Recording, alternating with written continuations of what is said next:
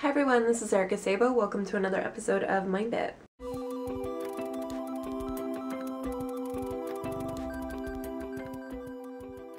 Hey everyone, happy holidays. You've probably been wondering where I've been. I feel like I've been gone for ages now. Obviously the holidays had to do with it. I had a seasonal job that was taking up a bunch of my time. I had no life. It was basically one of those things where I get up really early in the morning, I get home really late, and I watch TV and I pass out. That was my life for a bit there, and it was getting really depressing. But that's over now, and I can make more videos for all of you. So, working as a gaming blogger, this time of year, I always have to do like best of lists. It's just a given. It's just a given being a gaming blogger to have lists like that, because there were a lot of really amazing games to celebrate over the year. And I think that there were a lot of really amazing games that came out in 2013, but I wanted to put a little bit of a spin on things. So instead of talking about, the best of games, I want to talk about games that were highlights to me. Games that stood out in one way or another, regardless of whether they were actually the best of or not. Like, a lot of these games definitely have faults, and they're not probably not part of my top 10 list for the Wii, the 360, the PS3, or anything like that. These games are just, I don't know, they stood out in one way or another, whether it had to do with the art style, the gameplay itself, some particular game mechanic, or whatever. So I'm going to be doing a three-part series. I'm going to be showcasing 5 different games in each one that you should definitely check out. So let's get right to it. Okay, so first game I want to mention is DMC, or Devil May Cry. Now, I know a lot of people might be like, oh, really? Really? The purists, obviously. And I know you're all out there, so don't be upset about this. But I actually thought that this reboot of DMC was a very good one. A very self-realized one. And one that a lot of you should be playing, and a lot of you haters should stop hating. So I think that this reboot of DMC was obviously very different take on the series, very different take on Dante, but yet it had this really similar atmospheric feel to it as well. So I think that the battle system was very much the same, which, if you're really into the battle system, then yeah, you're gonna have an amazing time. But this game what was really cool about it was that it had, like, each world had a very particular theme to it. It was just very distinct. Each world was very distinct, and the characters were really engaging. I actually really like this Dante, and I actually have kind of a crush on this Dante. No offense to old Dante, but this new Dante is hella hot.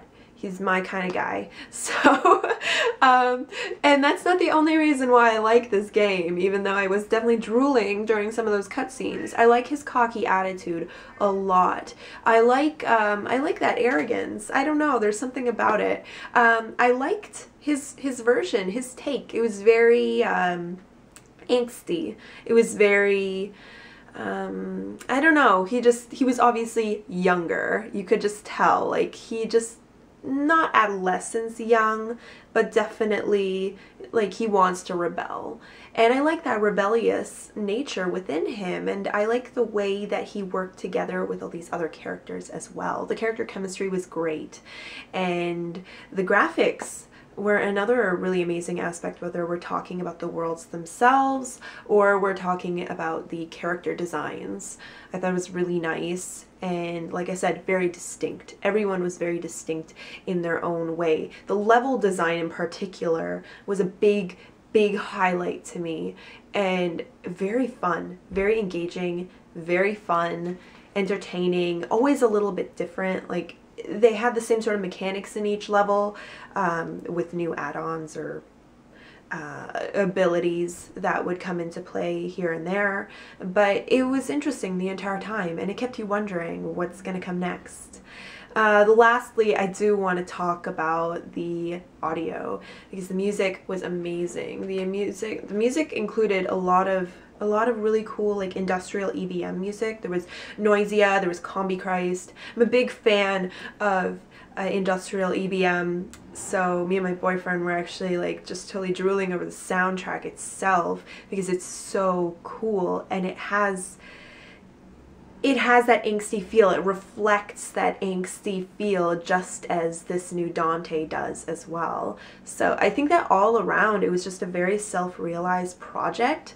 I think it was very different, and it might not appeal to everybody, especially if you're a purist of the series, but if you give it a chance, it's definitely one of those games that it was a pleasant surprise. Let's say that it was a pleasant surprise, and I really hope that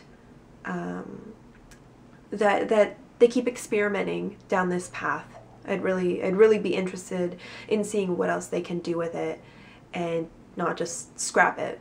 So let's hope. Let's hope. Now the next game on my list is Vanillaware's Dragon's Crown. Now Dragon's Crown did receive a lot of ridicule for its character portrayal. However, if you look past that, then you will see an amazing fantasy beat-em-up RPG that is very reminiscent of amazing classics like the D&D beat-em-ups that came out long ass time ago, which I will actually talk about in a future video, and games like Golden Axe. You know, this game really epitomized that feel, and it really did feel very fantasy oriented and very fun. If you're looking for a good co-op game, this is definitely one of them. Each character had their own unique abilities, and they were really fun to use depending on your play style. The art itself is beautiful. It's beautiful, and despite that you know, the ridicule that was going on, it's a style. In my mind, you know, I don't know, you can critique a style, but you can't completely try and condemn it. You can't do that. And I understand that the portrayal of a few of the female characters might have been a bit on the suggestive side. However, I don't necessarily think that that portrayal should be reflecting onto people, just as violent media doesn't necessarily make a person violent. The problem obviously had to do with sexist issues that were really running rampant around this time. This is around the summertime and fall. I know that there was a lot of nitpicking going on about particular portrayals of women. However, I don't know if you can necessarily do that with an art style. You can't suggest someone's intentions when you have no idea who that person is, and you can't say that this portrayal is going to create sexism, because I don't think it will. I personally don't think it will. Argue with me about that if you want to. However, I found each character, whether male or female, to be powerful, to be confident, to be beautiful in their own way, regardless of how they looked. So I'm just putting that out there. I don't like getting into these kinds of arguments. I don't like getting into that because it's a touchy subject for a lot of people, and we all have our own takes on it, but that's mine. So I think that if you can look past all of that, you see a really deep, rich, amazing game that has beautiful visuals, that's really fun to play, and I mean, there's no reason why you shouldn't try it. You should at least give it a shot if you're a fan of beat-em-ups, if you're a fan of fantasy games, if you're a fan of co-op. If you want an arcadey feel, then I would recommend this one wholeheartedly. Next game on my list is Fire Emblem Awakening on the 3DS. Now, if you're familiar with the Fire Emblem series, you know that a lot of these games tend to be pretty high on the pedestal for strategy RPGs, and this is definitely one of them. All of these games have received quite solid reviews. They're not only well known, but they're very well made at the same time. And if you're not familiar with strategy RPGs, this is the go-to series, definitely. I definitely recommend it for that respect, but also because it's such a quality series at the same time. Now, what's really great about Fire Emblem Awakening is if you're not familiar with the Fire Emblem series, this is a great go-to game for that as well. This is the this just wraps everything up into a nice little bow, and it makes things accessible too. Like the first Fire Emblem game I played was the first one that came out on the Game Boy Advance. That was just Fire Emblem. Then I played Sacred Stones, and then I spent some time with what was it, Radiant Dawn, and you know, these games are beautiful in their own way, and they're very different. It's much more gameplay oriented, in my opinion, than it is story, but those bonds that you can create with the different characters is really one of the highlights. It really is. And in this game in particular, the way that you can bond with other characters, and there's almost like a dating element to it. It's really interesting. But to see those relationships grow, and to see how not only do they grow just through that emotional attachment that happens within the game, but it also boosts your stats as well. So it adds a nice sense of strategy and who you plan on working with to get through each stage. And these stages are very challenging. If you're familiar with Fire Emblem, you know about the infamous permadeath. When your character dies, they die for good. I really like that element. I think it adds that extra sense of strategy, and it keeps you more invested in each of your characters. Now, if you're not as into that, but you still want to stay invested, I mean, you can always choose the new mode where you don't have permadeath. Now, permadeath is kind of inevitable. No matter what, there's going to be a chance that you are going to die, and that chance is pretty high. So if you want a little bit of a break from that, you can always choose this new mode and maybe work your way up to that. You know, who knows? But aside from that, I mean, honestly, the character compatibility, the addicting gameplay, the sheer size of this game, considering you're playing on a handheld, is enormous. It has so much potential, and it's by far one of the best Fire Emblem games to date. So if you are looking for something like that, even if you've never played a strategy RPG, this is definitely one you want to check out. Next up is Suda51's Killer is Dead. Now, Suda51 is known for having some pretty lopsided games. You think about games like Shadows of the Damned, Lollipop Chainsaw, Killer 7, and there's always give or take. The games look amazing. They have a really experimental look to them, something very different. But in terms of the combat can be a little bit, I don't know, it can be pretty bland. Let's say that. It can be pretty bland. Personally, I really liked it in Lollipop Chainsaw, and I flew through that game. And I know a lot of people who also feel the same way about Shadows of the Damned as well. It has almost an arcadey feel to it. Killer 7, well, I had the bad version of that game, and I've mentioned this in my video tour of my retro collection that I have the PS2 version, not the GameCube version. So that's... yeah, it's not good. It's not very good in comparison. But there's always something about Suda's games that are a bit lopsided, and that's just something that I've grown to accept, because there's a lot of amazing things about his games at the same time. And you know, you can say the same about Killer is Dead as well. I know that there was a lot of griping going on about the combat system and how bland it is, how almost lifeless it is in a way. But when you look at these visuals, they are amazing. They are so amazing. And not only just the visuals, but also boss battles. Boss battles are probably the highlight. If we're talking about combat, and if we're talking about the good aspects of the combat, it's the boss battles. And that's obviously where the team put all of their attention on. This is something I don't see mentioned often enough, but there are some extremely amazing concepts going on in these boss battles. There's one boss battle in particular where you get to see in the eyes of the enemy itself, and you have to avoid the enemy's shots from their perspective. I find that so intriguing and so innovative. Honestly, I can't name a game that's done the same, and I just find it such a breath of fresh air when you see game mechanics like these, when you see little bits and pieces in broken games where they offer this kind of stuff, because it offers that much more potential. It's like, wow, okay, so here's an idea that we haven't seen implemented very often, or any time at all, let's delve more into it. It gives other developers and Suda as well, like plenty of ideas for future games. So while this is a very lopsided game, it has a lot of fresh ideas that I think a lot of developers are too scared to do.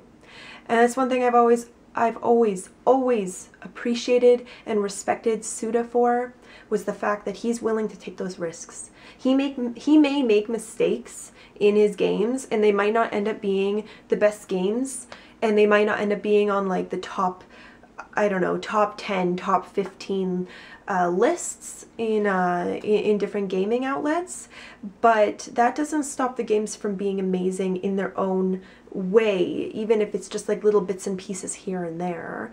So that's one thing I definitely respect about him, and something I want to keep seeing more of. So Killer is Dead is not the best game, but it has some really amazing gems hidden within this game. So if you haven't checked it out, I definitely give it a shot. Definitely give it a shot and look for those moments. Look for those moments and appreciate them, because how often do you get them? Lastly, I want to give a shout out to Tales of Xillia. Now, you've seen in several videos in the past where I talk about Tales of Xillia and what it's done for me and how big of an influence it's been for me compared to all these other JRPGs coming out now. There's not a lot of JRPGs that resonate with me in the way they did when I was a kid, right? So the fact that this one did, the fact that this one offered me that appeal, even if it was very different from what I'm used to playing, because I grew up playing a lot more turn-based RPGs, not so much action, but to still have that feeling was the most amazing thing of all. And I've changed a lot as a JRPG fan, a lot, and I've become a lot more serious about the series, even though I was very serious then too, very serious in a different way, and sometimes I feel a little bit jaded about JRPGs nowadays, but I think we're finally getting to a point where I don't know if I want to say the golden age is coming back. I don't know if there can ever be a golden age like there was in the 90s, but I will say that what's coming up for 2014 is going to be quite a year, and I think that 2013 really helped lead up to that. And I think Tales of Xillia, along with another game I'm going to mention later on, Ni no Kuni, really helped bring that moment forward and really helped ramp things up for JRPG fans who might have been a bit discouraged about the lack of. Let's say that. So Tales of Xillia had an amazing story that really it really explored different aspects of the genre, aspects that I hadn't seen before, something fresh, which is crazy because a lot of these games tend to have pretty generic stories after a while, and they start blending in together. They're always going to have the same sort of themes. A lot of them are going to be very coming of age, such as this one, but in a very different, unique way. Along with that, the characters themselves had amazing chemistry. They were all likable in their own way. I know in a lot of JRPGs there's always one or two characters I don't bond with very much, but this was one of those examples where I was able to bond with every single one of them for different reasons. The way the characters interacted with each other too was another highlight of the experience as well.